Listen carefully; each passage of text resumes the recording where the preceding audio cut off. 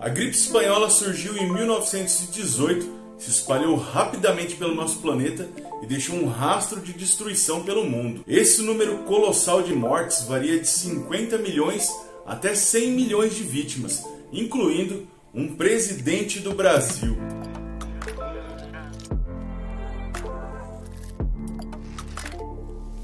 A gripe espanhola foi causada por uma variante do vírus influenza, que é o mesmo vírus da gripe, mas apesar do nome, a gripe espanhola não surgiu na Espanha. Os estudos mais recentes apontam que a gripe espanhola surgiu nos Estados Unidos, na Inglaterra ou na China. Porém, os estudos mais consistentes apontam que a variação desse vírus tenha surgido inicialmente nos Estados Unidos. Provavelmente a mutação do vírus surgiu entre um grupo de trabalhadores em uma fábrica que estava em Detroit ou ainda em um campo de treinamento militar, com soldados que estavam em treinamento no estado do Kansas.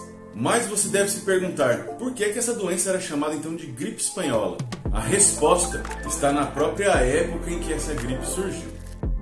A Primeira Guerra Mundial, que aconteceu entre 1914 e 1918, foi uma guerra de muito contato físico, de intenso combate entre as tropas, e por isso ficou conhecida também como a Guerra das Trincheiras. Além do elevado número de mortes, a Primeira Guerra Mundial também custou muito caro aos países envolvidos, o que gerou uma grande contestação popular, já que os jornais da época noticiavam, além das notícias da própria guerra, os custos e os gastos que os governos tiveram na promoção, participação e desenvolvimento do conflito. Agora pense você, o mundo inteiro já vivia uma situação caótica e o vírus da influenza se espalhava cada vez mais rápido, atingindo um número cada vez maior de pessoas em todo o planeta. Esse seria um prato cheio, um catalisador de críticas, onde os países envolvidos diretamente na guerra teriam seus governos e seus exércitos muito mais contestados, que também geraria um grande temor, um grande pavor entre a população não envolvida com a guerra. E no epicentro dos conflitos militares, mas também da difusão desse novo vírus, dessa nova doença, a Europa vivia um conflito, já que alguns países que não estavam envolvidos diretamente com a guerra acabaram divulgando as notícias da progressão dessa doença entre a população. E as notícias dessa doença, ainda sem o nome de batismo, foram altamente difundidas na Espanha, o que levou a nova peste a ser chamada de gripe espanhola.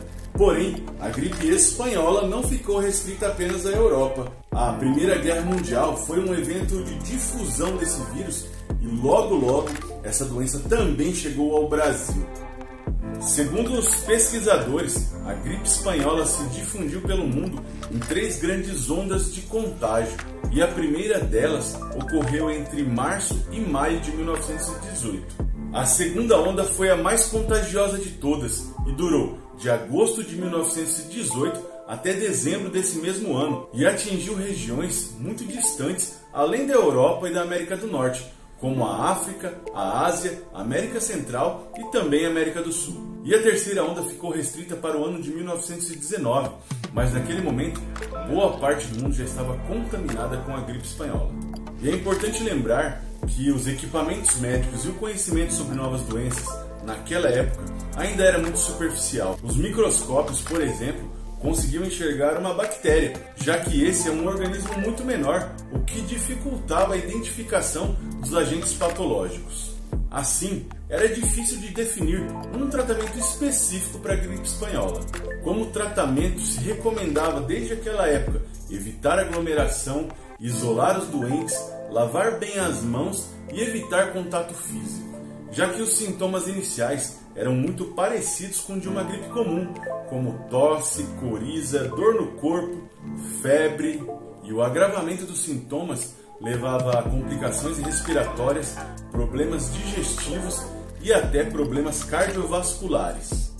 Acredita-se que a gripe espanhola tenha chegado ao Brasil em setembro de 1918, durante a segunda onda de transmissão, quando o navio britânico Demerara, após fazer uma escala em Lisboa, chegou ao Brasil, aportando inicialmente em Recife, depois em Salvador e finalmente no Rio de Janeiro. Mas logo se espalhou por outras regiões do país, como em São Paulo e também em regiões mais remotas, como a Amazônia.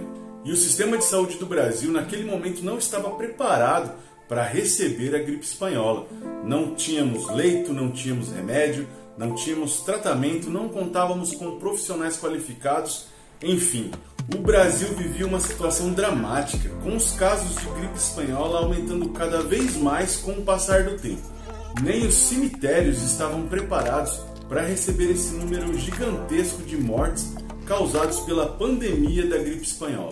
E o curioso é que no caso do Brasil, o desconhecimento da doença fez surgir uma série de tratamentos alternativos. Médicos e a população geral recomendavam o uso de balas de ervas, pitadas de tabaco, tônicos, queimar incenso ou alfazema para purificar o ar e até ingestão de sal de quinino. Usavam-se todas as alternativas possíveis para tentar conter o avanço da gripe espanhola e para tentar curar os doentes. Porém, mesmo nesse cenário de incertezas, é importante destacar o trabalho do biólogo e sanitarista Carlos Chagas, que atendeu um pedido pessoal do presidente brasileiro na época, Venceslau Braz, e liderou a campanha de combate à gripe espanhola no Brasil. Carlos Chagas deu apoio científico e equipou 5 hospitais públicos e 27 postos de saúde para que esses estabelecimentos de saúde pudessem atender a população afetada no Rio de Janeiro. Ainda assim, as autoridades brasileiras determinaram o fechamento de escolas, cafés, bares, teatros e fábricas, a suspensão temporária dos serviços do Congresso, do Senado brasileiro, a interdição de alguns serviços públicos e a proibição de eventos públicos, como festas e cultos religiosos. E essa medida não foi muito bem recebida por boa parte da população, o que fez aumentar o contágio da gripe espanhola e atingir até um presidente do Brasil. Alguns dados apontam que a cidade de São Paulo teve cerca de 350 mil casos, um número bastante expressivo, já que ele representava quase metade da população da cidade. E nesse tempo, São Paulo também contabilizou mais de 5.300 mortes por gripe espanhola. Já a capital do Brasil na época, a cidade do Rio de Janeiro, contou com mais de 14 mil mortes, que representava cerca de 1/3 de todas as mortes no Brasil por gripe espanhola, incluindo o presidente eleito Rodrigues Alves. Francisco de Paula Rodrigues Alves foi o 5º presidente do Brasil, governando o país entre 1902 e 1906. E Rodrigues Alves havia concorrido novamente ao cargo de presidente do Brasil, sendo reeleito no pleito eleitoral de 1918. Contudo, Rodrigues Alves não pôde assumir novamente o posto de presidente do Brasil por conta da gripe espanhola.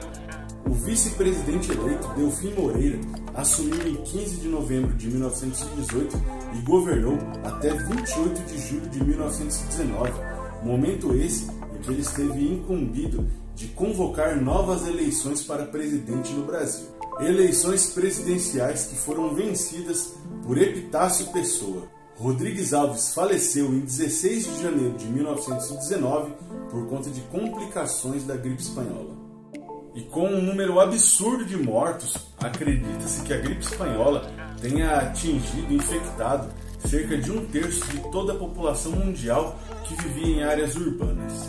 Com um número total que variava de 50 milhões até 100 milhões de vítimas fatais, a gripe espanhola simplesmente desapareceu entre o final de 1919 e o começo de 1920. E a partir de então, não houve mais registros da doença no mundo.